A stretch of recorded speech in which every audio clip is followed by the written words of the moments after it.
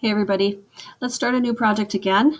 I'm going to say new, or you could go new project through here and choose that you want it to be in print, and we're going to make it a full letter size piece of paper. And I'm going to start out by creating a circular shape, and we want the circular shape to be filled with a gradient. So I'm going to first choose my top color. My top color is going to be kind of this deep orangey color. And my background color, I'm going to make kind of a brighter bit of a yellow, maybe kind of in that shade right in there. And before I start drawing my shape, you'll notice that I have my fill here can be set to a gradient. But I find that it's a little bit easier to do the gradient afterwards because you can change the direction of it as you draw it a little bit easier. So I could go in here and I could edit my colors, but I'm going to just draw my shape first and then I'm going to edit afterwards. So I'm on my shape tool. I'm going to choose the ellipse. I'm going to take and hold down my shift key as I draw my ellipse so that it is a complete perfect circle and have it fill most of my page. And now because it was set to a black and a white gradient, you'll notice that it is black to white. We're going to change that now to be those two colors of orange. Okay, so I'm going to rasterize this shape by right-clicking and choosing rasterize. I had already done mine, and so that's why it already shows it. And I also want to grab the shape of this circle. So hold down your control key and click right in the area of that icon. So I'm needing to click right onto that icon itself by holding down control. When you do that, that will grab the shape and you can see the marching ants that are around it. So on that shape layer now, I've got my colors. I've gone here into my gradient tool. You can see at the top that my gradient here is going to be between those two colors that I've got chosen. And I'm going to draw a line from the bottom of my shape straight up to the top. And when you do that, if you hold down your shift key, it will keep it nice and straight so that it goes perfectly from the top to the bottom. And you can see that I have a nice little shape so far. Control D will deselect. And let's save that for the first time here. We're going to save that as a Photoshop file and call this thing Emoji.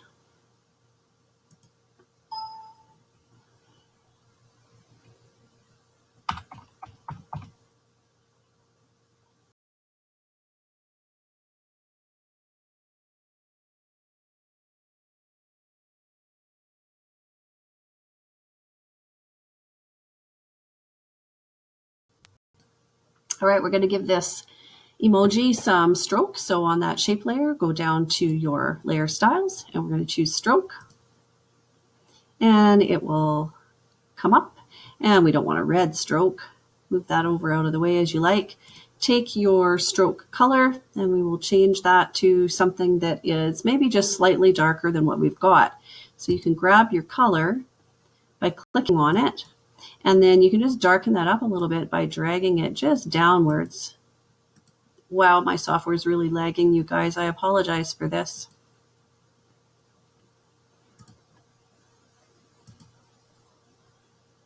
And 3 pixels is not nearly enough. We want to actually be able to see the thing.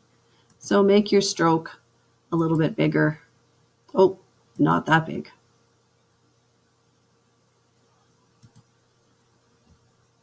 Maybe 20 pixels, 25, something like that. I think it's faster to type it in there, to tell you the truth. And then you can say OK.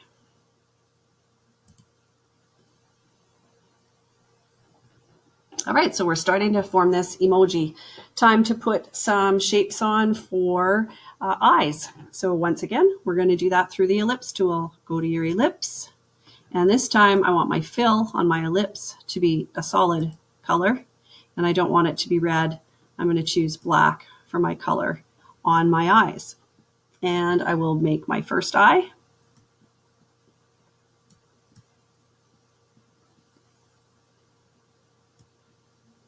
And notice how it put the shape on its own layer for that eye. And because we want the shape to be identical for the other eye, go ahead and just duplicate that by dragging it to the duplicate button, or you can right click and say duplicate layer, and then using your move tool, you're going to need to move that across so that we can actually get two eyes on there. And it will come up with that little line when those eyes are even with each other. I think those do not look very even. Let me experiment. Okay, so I'll show you how you can align these things. Shape copy, I'm going to hold Control and click my second shape layer. So I've got both of them selected over here.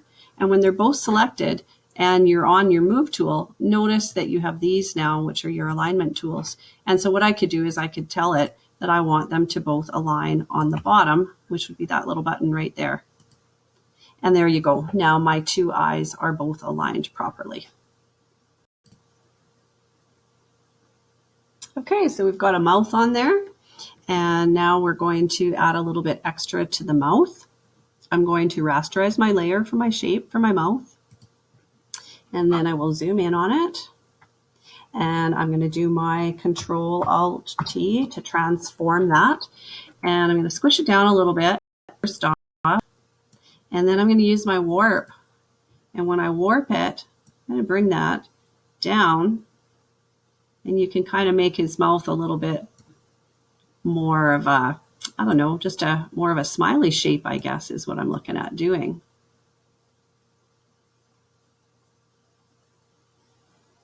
And notice how you can grab those handles and you can make them more of a smile.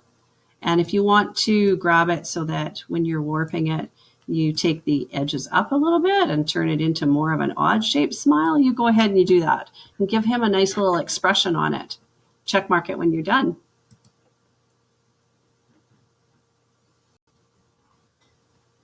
You can see I'm starting to build up some teeth on my smiley guy.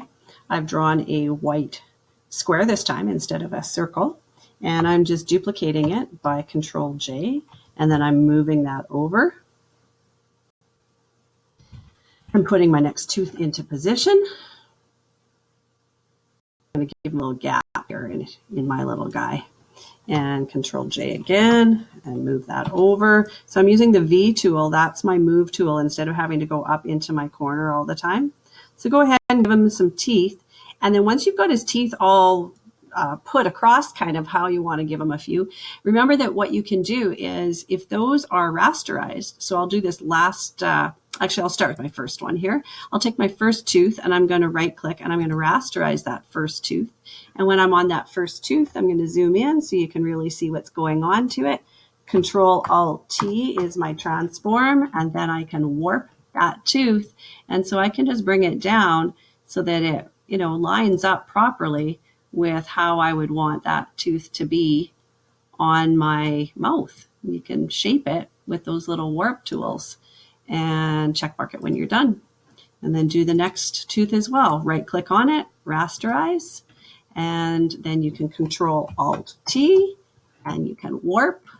And once again, you can bring those points up and make sure you're zoomed in when you do this so that you can really see what's going on with your tooth so that it's lining up properly, and check mark it when you're done. Go ahead, have some fun with it, you guys.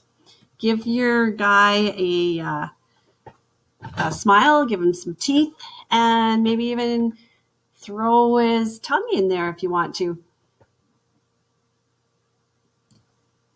I thought I would show you here. I've got my tongue drawn with the, I guess the ellipse tool again to it.